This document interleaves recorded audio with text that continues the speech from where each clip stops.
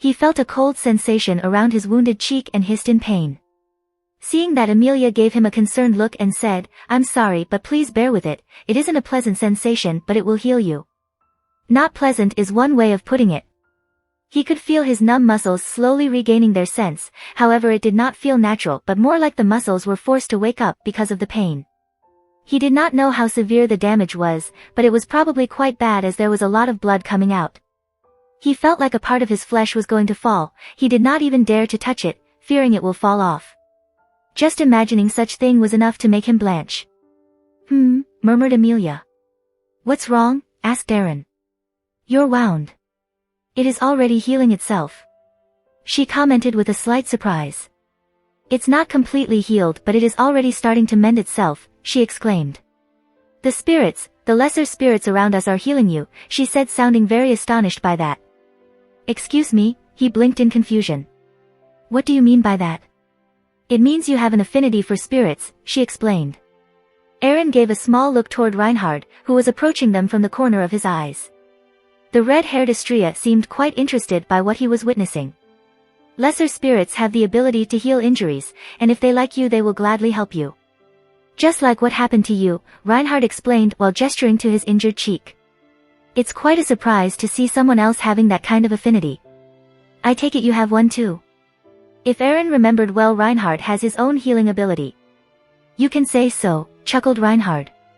"Although my ability is nothing major, it can certainly help, trust me."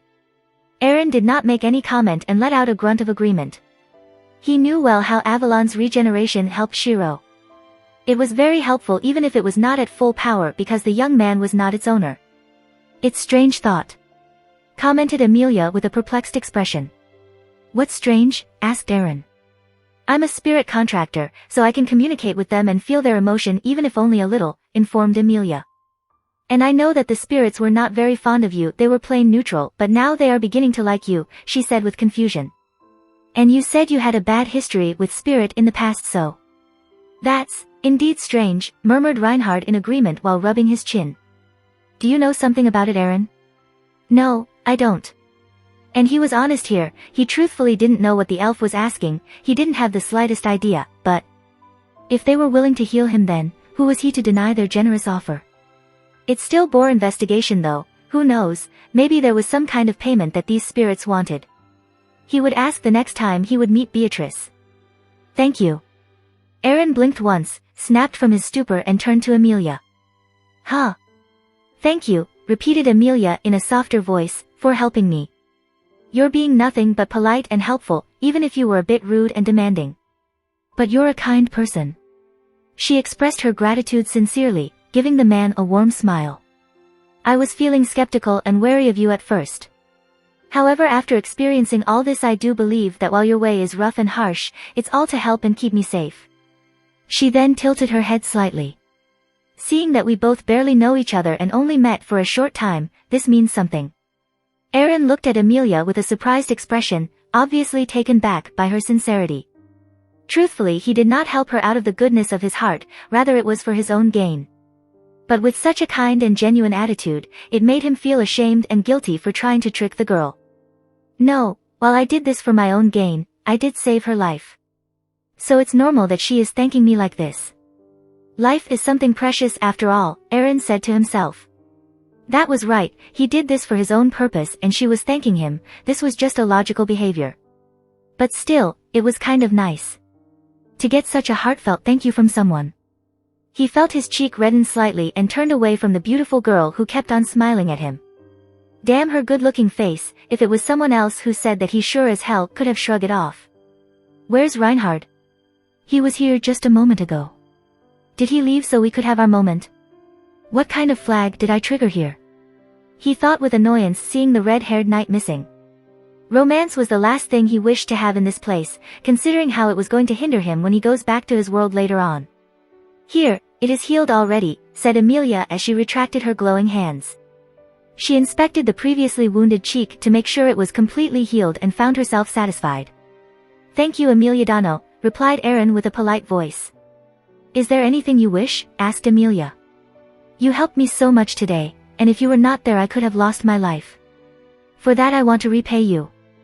Well, truthfully, I helped you because I had nothing to do, answered Aaron, giving a half lie. He really did not have anything to do.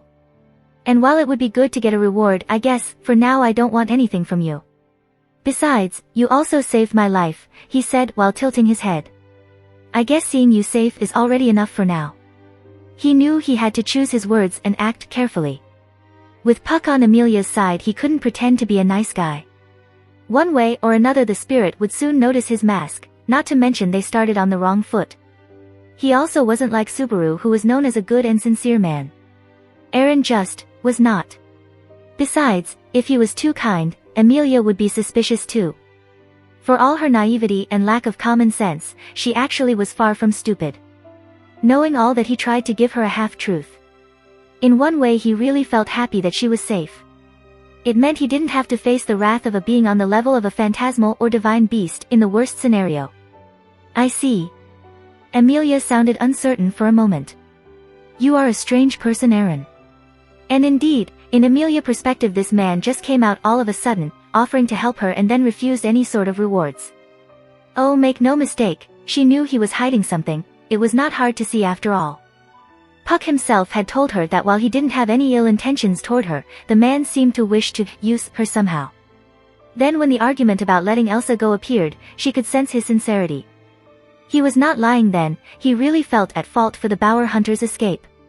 Which was absurd considering it was her who got her insignia stolen in the first place. She couldn't decide whether he was a good man or not. However, one thing was sure, he had a decent personality. He was not a man who let someone get killed in front of him if he could help it, of that she was sure. Oblivious of the half-elf dilemma, Aaron felt his lips twitched a little at her comment, not the first time I've been called that. The half-elf, hearing this, let out a soft, gentle and angelic laugh. And what a laugh, Aaron noticed, no wonder it got a full scene during the anime. This made him blush a bit and he turned away as he realized where his thoughts were leading him. Damn her, she wasn't only very beautiful but also very nice. It was too Mary Sue in his opinion. Someone couldn't have all those traits. Nerf her down already, damn it. Hey. Aaron heard. He gave a grateful prayer as someone decided to butt in. In his opinion, if this was continuing, the atmosphere between Amelia and him would go down an awkward direction. And having such a moment with a beautiful girl like Amelia made him feel quite uncomfortable. Don't get him wrong, he did not fall for her or anything like that. But nice girls always have their own charm and aura. It was kind of bothering him actually. He just wasn't good with girls. No, it was more because he still felt bad about trying to trick her. Granted, he still gave her a half-truth, but still. He may be cynical and a jerk, but that did not mean he had a wrong moral sense. Yes, asked Amelia to Felt, who was fidgeting under her and Aaron's gaze. I want to return this. Felt extended the royal insignia and only then the duo realized that no one had picked it up from the floor until now. This is yours. Sorry for stealing it. Like I said, it's okay, I forgive you, chuckled Amelia in a kind manner as she retrieved the badge. But if possible, I would like it if you stopped your thievery altogether. This something I cannot do, Felt said in a flat voice, just so you know, I'm only returning this to you because I owe you all my life. I don't think I did anything wrong and I have no plans to stop. Then you will meet someone like Bower Hunter again in the future, Aaron dryly pointed, making the petite girl grimaced. Look, I won't tell you to stop since I'm aware of your condition. But at least please be careful, do some research before deciding to steal something. Obviously if they hired you to steal a royal insignia, you would have to face someone in high position and quite dangerous, he lectured. Yeah, I guess you're right, Felt rubbed the back of her hair sheepishly. You seem pretty good at things like this, Oniai-chan. Were you also a thief in the past? I'm good at it because it's called common sense, you dunderhead, replied Aaron while pinching Felt's cheek and making the girl yelped in pain. You need to learn more about the world if you want to survive living like this. While on Earth there was no gigantic beasts or crazy cults that threatened to destroy the world, they had their own bad guys. Those did not have such raw power but rather reached their goals through cunning and sly strategies. Politician. Gods know just how damn many poor souls they suck dry so they could fill their own pockets. They use nothing but smooth words and their cunning mind, but it is more than enough to make sure the world can't touch them. Huh, your cheek is kind of soft, commented Aaron while he was rubbing the blonde girl's cheek at the same time as pinching it. You make a good stress relief. He always had a soft spot for cute things, especially children. That was also the reason why he could easily talk to Puck despite knowing its real nature. He still could remember his little sister always being mad at him whenever he pinched her cheeks. She even called him Cheeks Pincher. In his defense, it wasn't his fault that his sister happened to be so cute. What sound were we disgusting on which one? Wet glow of mew. The thief shouted while trying to pry the armored man's hand from her cheek. Indeed it was, however Aaron didn't care about any of that, he only was pinching her cheek after all. Nothing was wrong in his opinion. I admit you have a pretty face, but I don't think this figure of yours is helping, he commented as he released her cheek, making the girl instantly start to rub it to soothe the stinging sensation. Aaron, chided Amelia, her face turning slightly red at his blatant vulgar words. What? I'm telling the truth, defended Aaron. This time it was his cheek which got pinched by the half-elf, eliciting a yelp from him. The gentle-looking girl for once looked stern. You really have a rude behavior, don't you? Especially with that mouth of yours, she admonished with a glare. She knew that Aaron was capable of being polite, she had seen this side of him. However, it seemed this guy was in reality quite rude and had a sharp tongue. It was very unfitting for someone who was proclaiming himself a knight in training or wished to be one. Get him back for me, Wani-chan, cheered Felt while still rubbing her own red cheek. That had hurt. He really was not holding back while pinching her. Am I interrupting something? Reinhard, who was gone for a moment, returned. He looked very amused at the sight of Aaron reprimanded by Amelia, who was quite shorter than him, barely reaching his nose. No you don't, answered Amelia, releasing Aaron, who rubbed his cheek instantly while mumbling incoherently under his breath about how he didn't do anything wrong in the first place, or women and their sense of justice. If the half-elf heard him, she didn't show any sign. Where were you, Reinhard? Continued Amelia.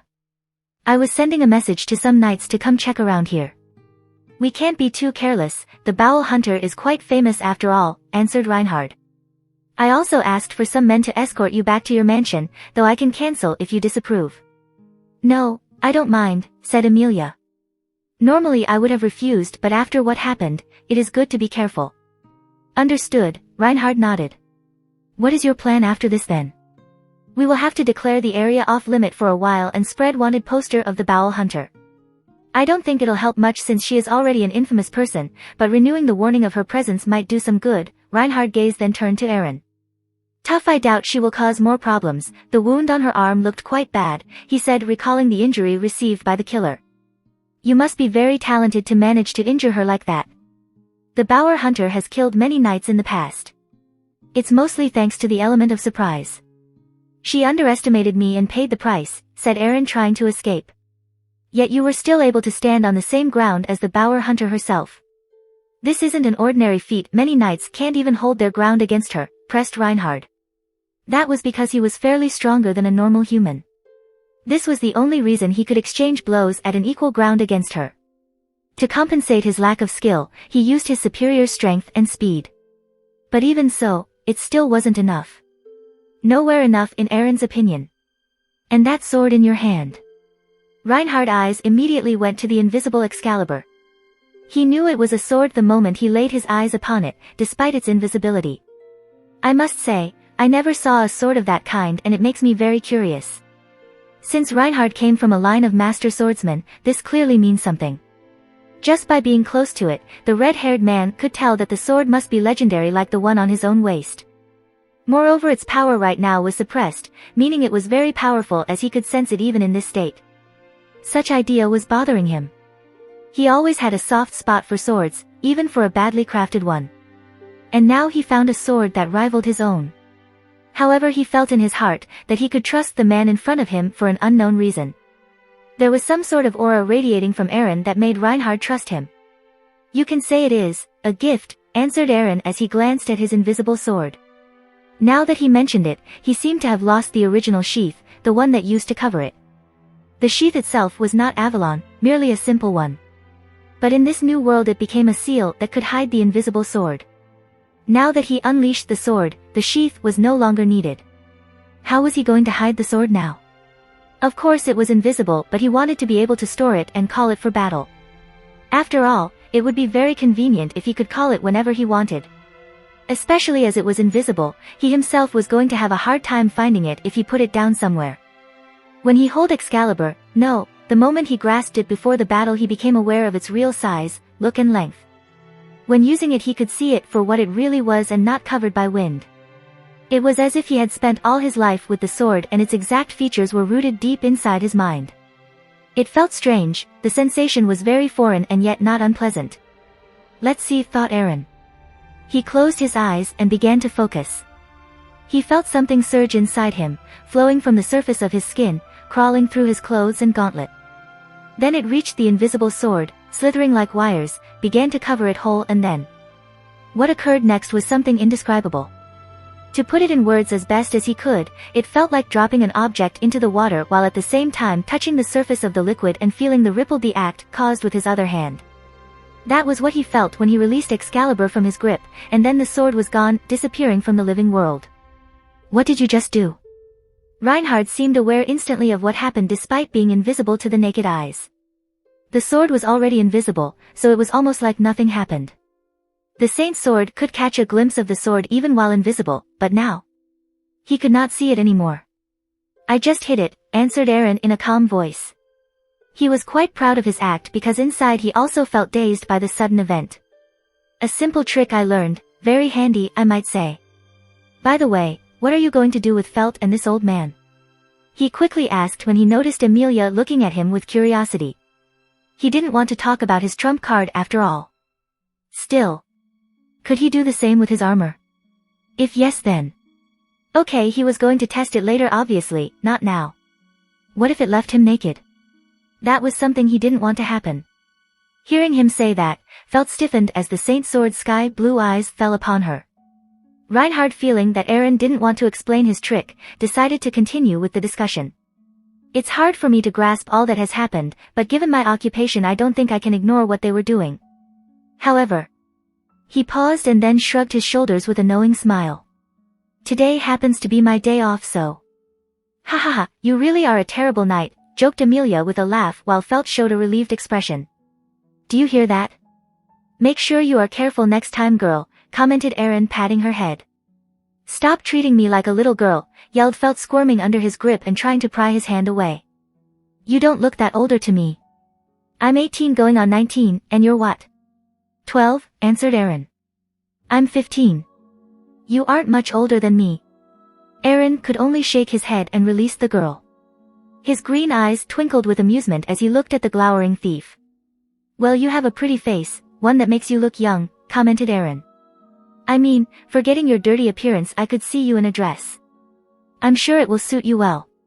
Felt's cheeks reddened a bit, this was the first time someone praised her for her look. She didn't care much truthfully but she was still a girl. Like hell I would wear a dress, she huffed. It looks strange and it is too frilly for my taste.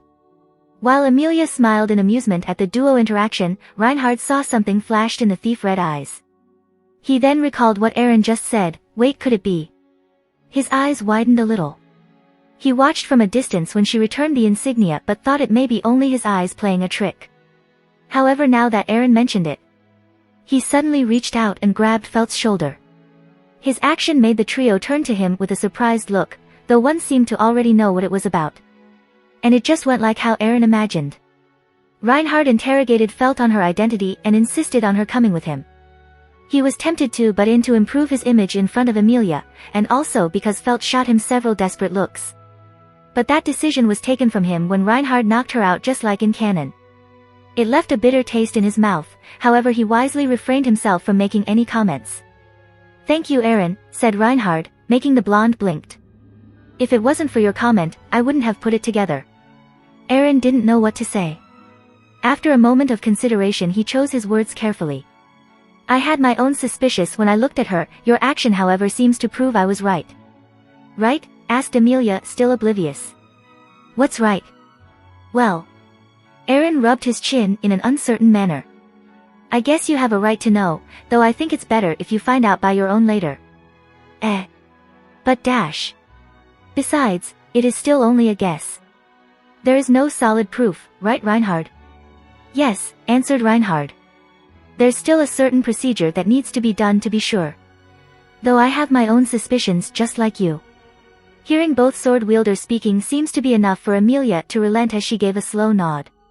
As for the old man, I will bring him to the nearest post and tell him about this new suspicions, informed Reinhard. By the way, what are you going to do, Aaron? He asked. You're a tourist, right? What did you come here for? Truthfully, I never intended to come to the capital, said Aaron, already prepared for this conversation. I took the wrong ride and I realized it too late. Moreover, the ride to the capital is more expensive than my original one. As a matter of fact, I'm sure I got scammed, he added with a grimace. It was a lie, but he actually never wished to come here, so it had some merit, right? I don't know about the currency here, so I brought goods. But what I trade them for is more than it should have been, continued Aaron. In other words, he was moneyless, homeless, and didn't know where he was going to go now. That was what crossed Amelia and Reinhard's mind, but they refrained from saying it aloud as it would be rude. Well, it's not like he would care, thought Amelia. Aaron seemed used to talk in such a way, but she still was too well-mannered to say it. Well, chuckled Reinhard. You can come to my house then, I wouldn't mind having you as a guest. No, allow me to provide you shelter, suddenly said Amelia. You've been very helpful to me, Aaron, and I have yet to repay you. So I insist that you come to my place to rest. Aaron was silent for a moment, seeming to consider both offers deeply, but in reality his decision was already made from the beginning. I guess. Given my current predicament, it would be foolish of me to not accept your offer. Very well then, Amelia, done, he said with a nod of acceptance. He then turned to Reinhard. No offense, but I prefer Emiliadano company, she is more appealing to the eye. Amelia's face turned red at the obvious compliment while Reinhard laughed in a good-natured manner. It's okay. Here, this belonged to you, right? He asked rhetorically, showing a bag, prompting Aaron to remember he left it behind at the start of the battle. Thank you, Reinhard. No problem. Oh, and here, this is for you too. After accepting his bag, Aaron caught a pouch that Reinhard tossed him and took a peek inside. This is the money that the Bowel Hunter brought with her. I don't think she has a use for it now, and since you are going to need it, you can have it, replied Reinhard. Consider it a payment for guarding Amelia-sama. It is supposed to be my job as a knight's to guard the royal candidate after all. Well. He didn't know how to respond. He didn't even know the currency of this world, how much the money he got was worth and what he could buy with it. However, if he remembered well, felt sounded pretty odd when Elsa showed 20 holy coins, the amount in the pouch, which meant the amount must be quite large. I will take half of it then, he said as he took out 10 coins. Give the rest to that old man, he is going to need it to fix his place. He handed it back to Reinhard, who blinked. He noticed that not only Reinhard was looking at him but Amelia too. And her smile seemed approving. You're a good person, Aaron, confirmed Amelia. I agree, you may appear rough but you have your own way to show your good side, nodded Reinhard, with an approval gaze of his own. This made the armored man's left eye twitch. The only reason he gave the money back was because he didn't know what to do with it. And he also didn't know how much money it represented in the first place. HN. He only grunted and turned away from the duo praising look. His eyes wandered to the moon that shined down in an alluring way. I guess this is my first checkpoint then. Speaking about checkpoint, this is the first day I'm here and yet he already almost died for goddamn many times and faced a deranged assassin.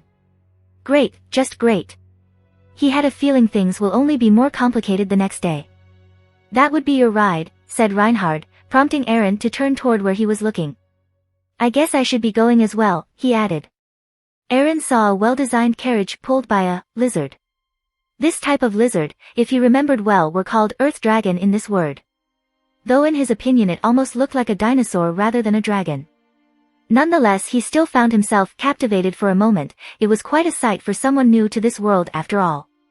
Yes, thank you for your help, Reinhard, replied Amelia in a grateful voice. There's no need for that, I barely did anything. Reinhard responded back while shaking his head. Your presence was enough to repel the Bowel Hunter, chimed in Aaron. If it wasn't for you, she wouldn't have retreated that easily. And that was the truth, judging by how Elsa was looking at him before she ran away. It seems he managed to enter the assassin's blacklist. Yeah, but I still barely did anything. The credit actually goes to you, Aaron. You're the one who protected Amelia-sama and sent Felt to call for help. At such response, Aaron allowed himself to sigh, not in the mood to banter about who should be thanked. He only nodded and said, let's just agree that we both did the right thing. I like the way you put it, laughed Reinhard. Such a unique way of phrasing words. He might be using them in the future. Exhausted would be the right thing to say about my current condition. I did not speak about my body. No, as a matter of fact, I was sure I still could run around the city without problem. But my mental state was something else entirely. It had been almost 30 minutes since we left the slum and we were now on our way to Amelia's place.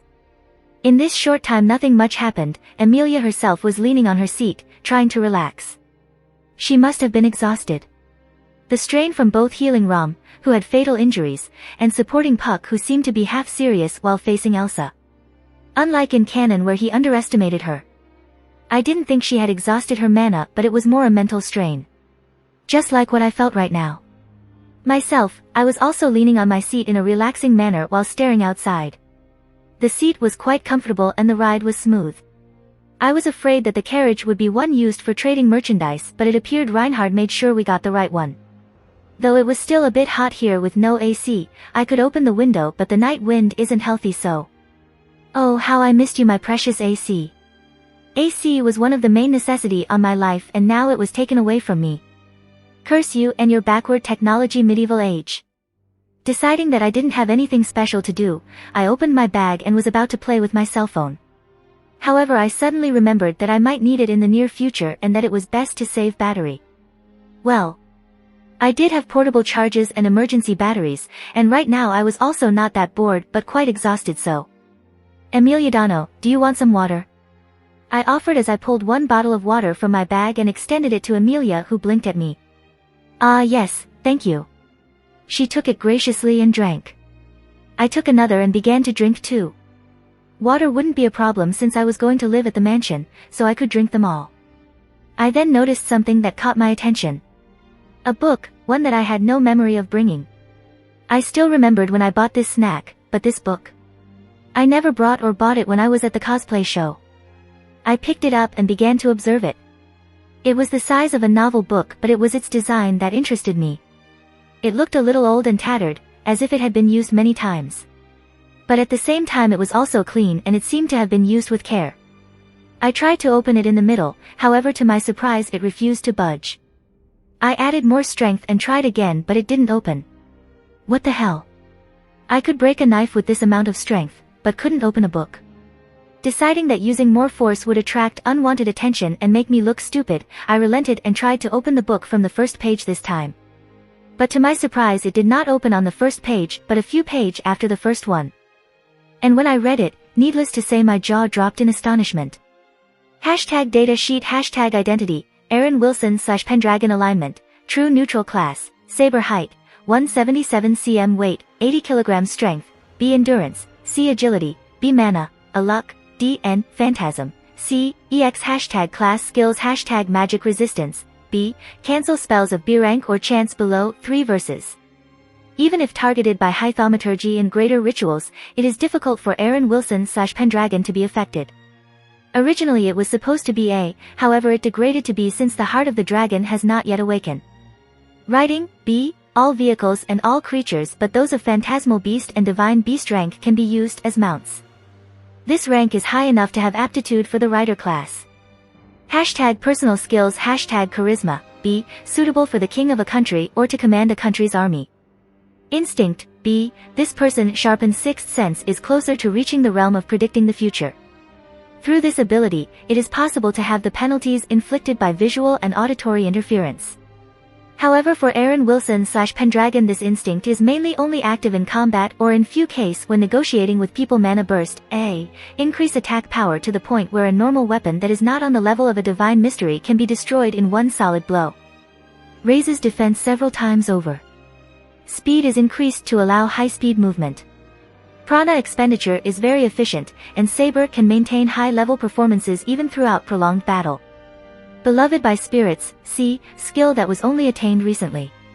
Aaron Wilson / Pendragon is the wielder of Excalibur, sword that was forged from crystals of the planet itself. It draws lesser spirits who are connected to the Re-Zero planet, and while they particularly do not like Aaron, their love for Excalibur is enough to make them take a liking to its wielder despite his rough personality. Lesser spirits will heal him if injured, albeit they can't heal severe wounds. If their quantity is large enough they can heal fatal injuries and even restore limbs or organs that are missing. Spirits though can't be ordered by Eren since they hold only a small love for him, only wishing for Excalibur's wielder to be safe so the sword keep existing for them. Hashtag Noble Phantasms Hashtag Excalibur, the sword of promised victory type, anti-fortress.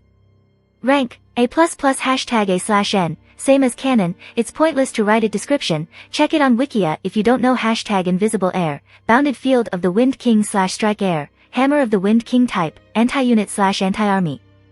Rank, C# same as canon Hashtag Return by Death, Blessing and Curse of Satella and the Witch of the Envy type, support. Rank, EX ability to return from death. To put it simply, it acts like a game save file but the save point is decided by the curse in a random manner. Whenever Eren Wilson / Pendragon dies he will return to the checkpoint that was designed. The nature of this curse has yet to be known entirely, however it makes him smell like a witch, attracting demonic beasts that are nearby. This curse and its nature also can't be spoken aloud, if it does then it means instant death for the victim or someone that is precious to him.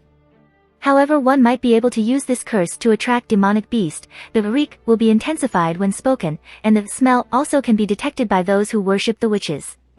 It also can be used to repel possession since the body of the victim that is cursed have their soul connected to Satella and the Witch of Envy directly.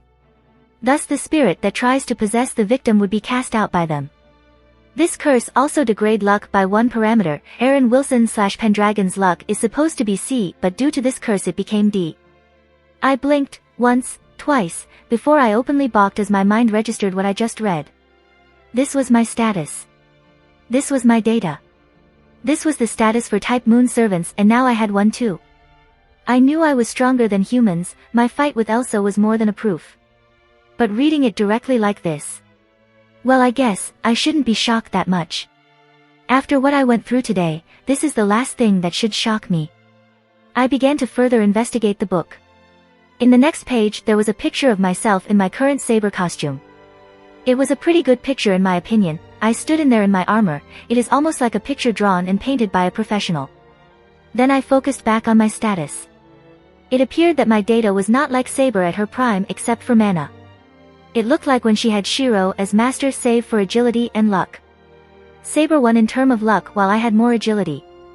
Next I read my class skills, and much to my surprise, instead of the famous A-ranked magic resistance, mine was only B. Dragon Heart had yet to awaken. What did that mean? This made me feel quite disappointed. With an A-rank magic resistance I would not be afraid of Puck anymore when I could repel his ice while in his beast mode.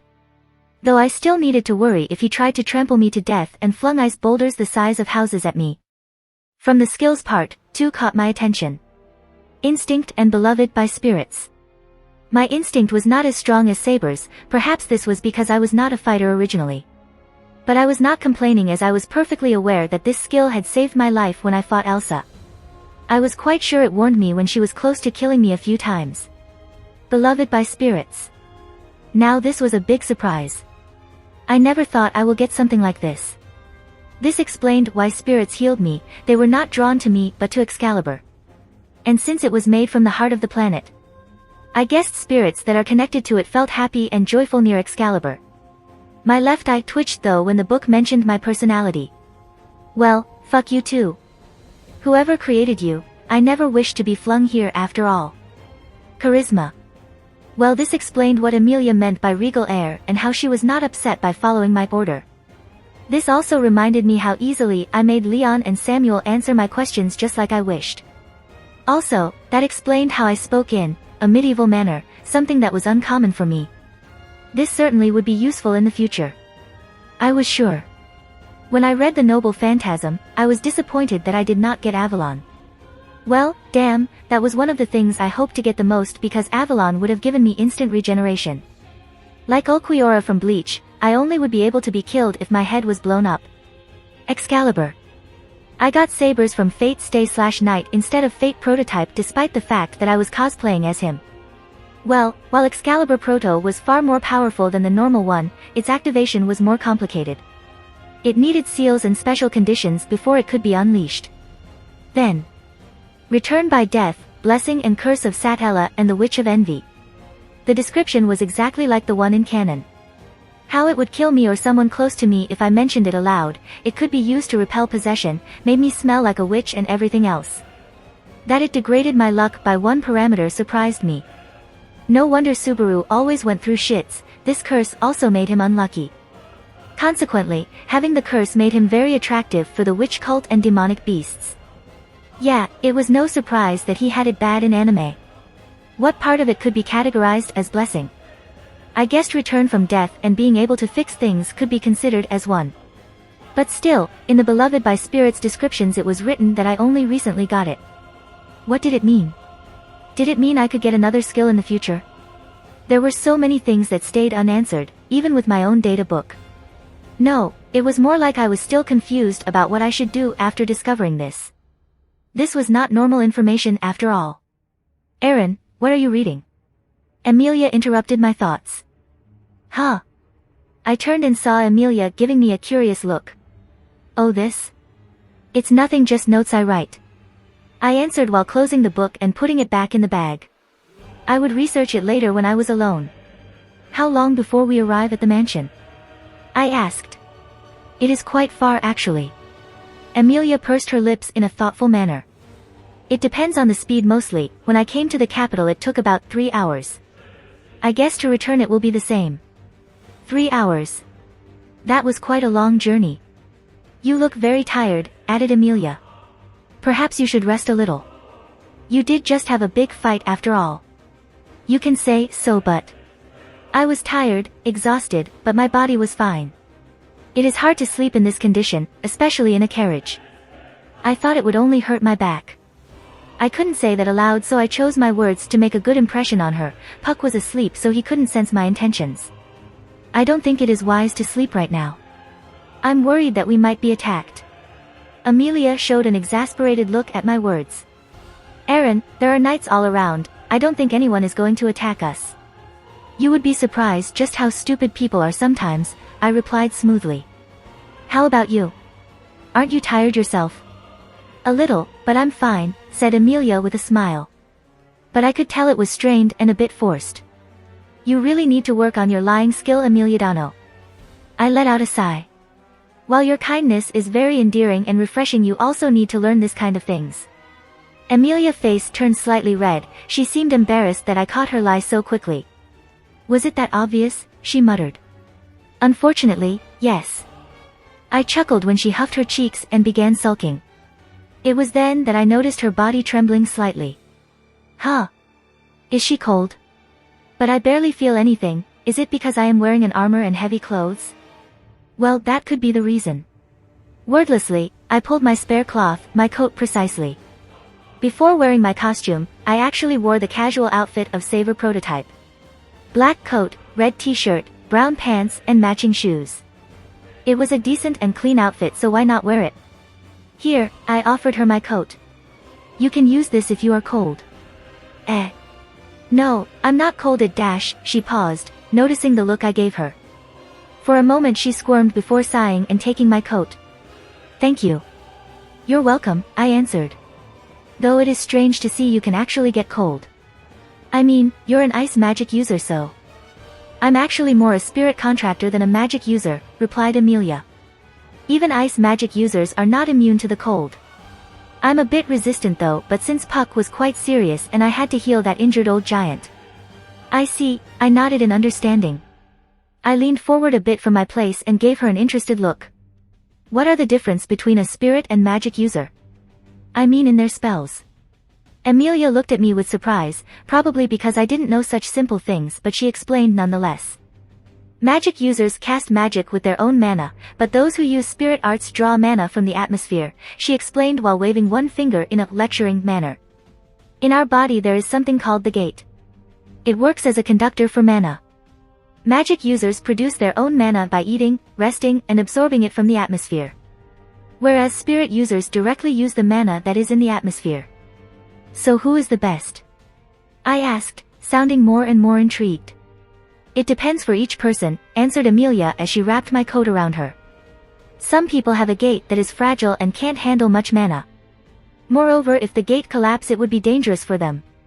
Meanwhile, spirit users do not depend solely on the gate, but rather on the spirit they contracted. True, they can use magic using their own gate, but the spirit they are bonded with usually doesn't like when their powers stay unused. So, it is safe to say that spirit users are actually better, I concluded with a nod. Magic users could only depend on themselves, but spirit users could use their own magic plus the boost from their spirit's powers. In one way, yes. However, the problem is contracting the spirit itself. Not all spirits are benevolent and kind like Puck. I'm sure you know what I mean, so some magic users think that making a pact will bring more drawbacks than advantages. And there are some people that see it as a sign of weakness since most spirit contractors don't have a strong gate.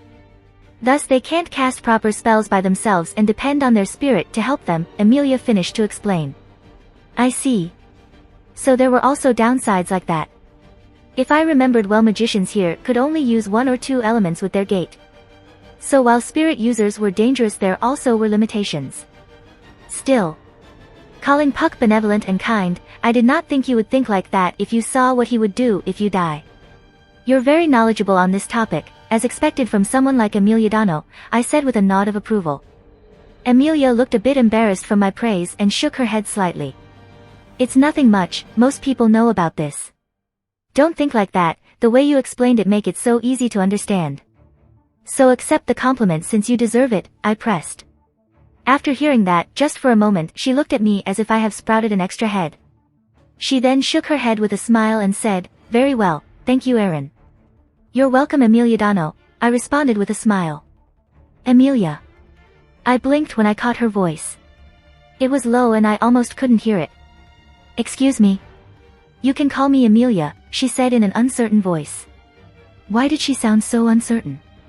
But I guessed that was fine, calling her with honorific was beginning to be uncomfortable. Not to be rude, but after what we went through today, fighting a dangerous criminal together and saving each other life, it made sense to call her in a more informal manner. I noticed that she also didn't like when she was called with such honorific. Amelia then. I nodded with agreement. But that's only when we are in an informal area, alright? I couldn't call someone who was a royal candidate in a careless manner, right? It could bring problem both for Amelia and me. For Amelia because people would look down on her by allowing herself to be called in such a way. And for me because people would think I'm an arrogant person. The silver-haired half-elf seemed satisfied with my answer as she smiled beatifically. Yes. I felt my left eye twitch in irritation at her smile and quickly turned away. God damn it. One was not supposed to be this cute. Seeing it in a movie and experiencing it directly was really different. Gah. Someone nerf her down, damn it. There was no further conversation between us, but the atmosphere was not awkward like before. Amelia was relaxed and looked peaceful. I also found the silence comfortable myself. This will be my first checkpoint then. Well, at least I survived, though Arc 1 far better than Subaru. I have yet to die after all, and I had no intention to do so in the future. Though Elsa's words kept haunting me. According to the script she was supposed to return in Arc 4, yet with her hating me now, I had a feeling I might see her sooner than that. That meant I needed to be stronger and ready for when she come. Another thing that I needed to worry over, Things really won't be easy in the future. She bit her lip to not let out a scream as she clutched her injured left arm. Even now, with the pain already reduced, she felt it was beyond painful. Dare she say it was a miracle she did not scream when she felt it the first time? The pain had hurt so much that she lost her mind temporarily and snapped at him, her very soul and blood craving to destroy that boy due to the intense pain he caused her. It was kind of embarrassing to show to people that side of her. But it couldn't be helped, it really had hurt after all. Even now her left arm was still throbbing. Thinking about this painful sensation was enough to make her feel the burn in her arm once again. It was so painful that it made her arm totally useless and took a lot of energy only to move it a little. She probably would need to rest for more than 1 week to get it back to normal. Moreover, she was sure that the scar would not leave even if she cut the disfigured part and regrew it. Aaron. Ooh, she would remember that boy, alright. His face, his eyes, his outfit, his weapon, his snarky attitude and his sharp tongue. Everything about him. He would regret it. He dared to hurt her like this. Pain from fights was something she could tolerate, she even enjoyed it sometimes, however what he did to her was pure torture, there was no glory like in battles. She briefly glanced to her dagger, there was still some blood on it. It was dry and not fresh but still there. She felt her tongue become dry at the sight of it. She was a rare breed, a special one even among daywalker. She could walk under the sun without having her strength decreased. She also didn't need to drink as much blood as her kin usually needed. She could compensate by using normal foods, albeit not well-cooked ones. And while it was true she needed blood, pure blood, she only needed to drink once or twice in 6 months. She actually didn't like the taste of blood. Maybe it was only her own taste since she was a different breed, but to her, blood was like wine. Drinking too much at once left a bad taste, besides she didn't even like wine. The red color sure was beautiful, but it was not touchable. It couldn't be caressed or cuddled, unlike bowels that had a soft and special texture. And they also couldn't be knitted into a doll. What can you do with blood? Bath in it? No thanks, it would make her smell weird. She still cared about her figure. She was a lady after all. Old lady. For an unknown reason she could hear that annoying boy's voice and she glared at the empty space in front of her. Just remembering him was enough to piss her off.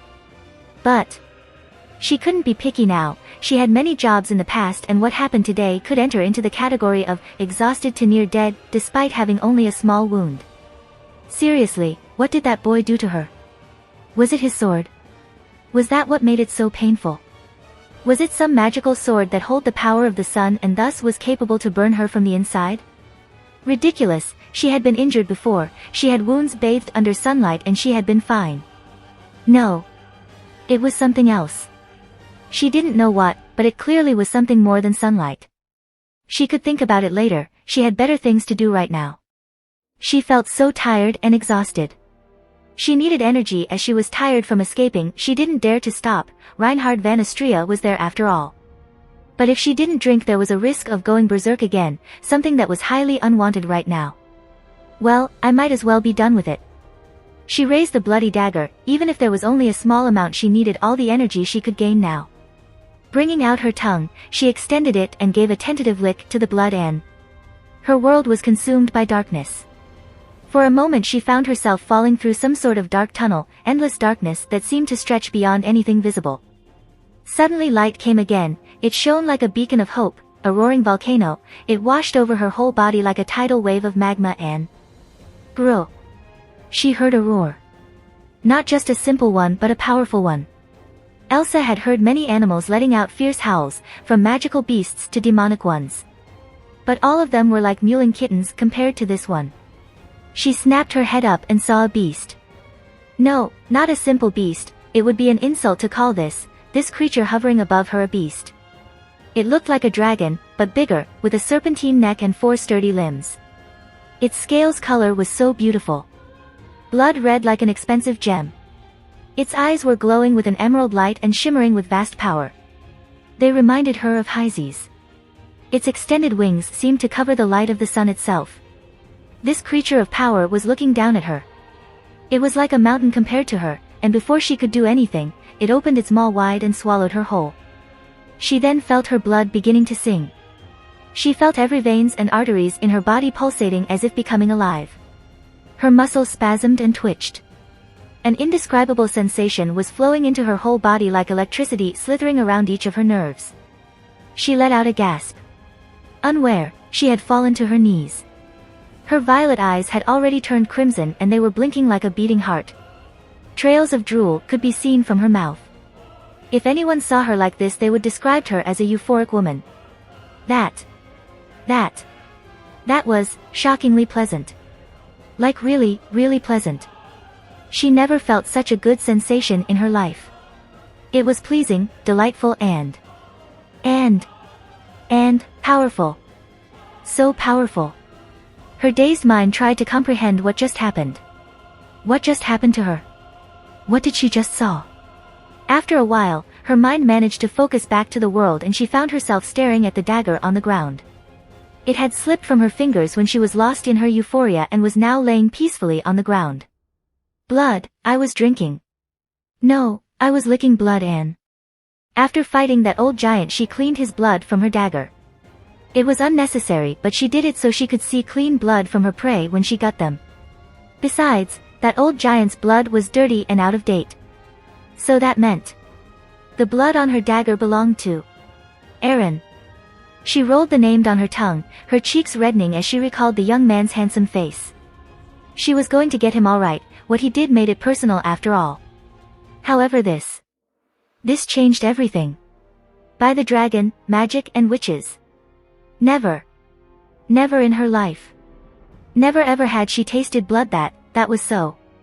Was this what other vampires felt when drinking blood? She doubted it would be this delicious, but was it this addictive?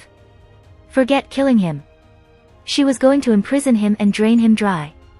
She was going to chain him into a cage and would come personally to suck him by herself. Every single day. She was going to leave him weak, pitiful and barely alive. Like an animal in a farm. Oh yes. Yes. That was a better fate. He also struck her as a prideful person. Yes. That was clearly a better punishment. She was going to break him. She will demolish that snarky attitude of his into pieces.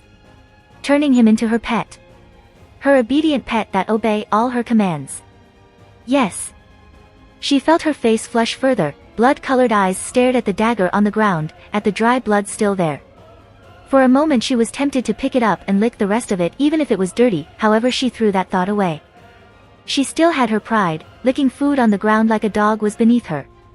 Besides, it would be better to taste the blood directly from the source. Yes, yes. She was going to chase him. Yes. Just the thought of sinking her fangs into his neck already made her shiver in pleasure and anticipation. She needed a plan though. She had to find a way to capture him. If they met in combat once again she could knock him out. However, such a thing was close to impossible as he was probably on his way to her client's mansion. Oh, crap, she almost forgot about that. This was going to be a problem. Roswell L. Mathers was not someone that was easy to fight. His genius and talent in magic were famous in Ludnica and other kingdoms. Besides Reinhard, the other human to be considered dangerous was him. He was also a major figure, so ruining him by employing her political power would not be easy either. She knew this man must have planned for this. How and why, she didn't know. But she was sure it was his intention for Aaron to meet that half-elf girl. After all, why would he hire her to steal the royal insignia of someone he was supporting in the first place? I'm going to need help, but it can't be another vampire. She didn't like to share, and other vampires would lose their mind after tasting his blood, unlike her who had better control over her thirst due to her heritage. Yet she will need help to face her client, former client, now that she was going to betray him unless he handed her Aaron. Mine. Her lips curled into a smirk, fangs protruding, red eyes gleaming with unholy light as an image of the young man crossed her mind once again. You're mine, Aaron. No one else is going to have you. You are mine. Under the alluring and bewitching light of the moon, a vampire made her vow to repay the one who had hurt her the most. Under the light of the moon, a man was watching the guests entering his mansion with a smirk while thinking about his plan to release his beloved mistress from her prison. Under the light of the moon, a half-elf clad in her sleeping outfit turned off a lantern and laid in her bed before sleeping peacefully, unaware of the hardship waiting for her. Under the light of the moon, a young man arriving in a room that would be the place he would live for an unknown time, began his own plans for the dark future he knew was waiting for him. And so, the future slowly began to change, fate was altered, and the path was becoming clouded by mist. If you like this content, don't forget to like and subscribe. See you later, bye bye.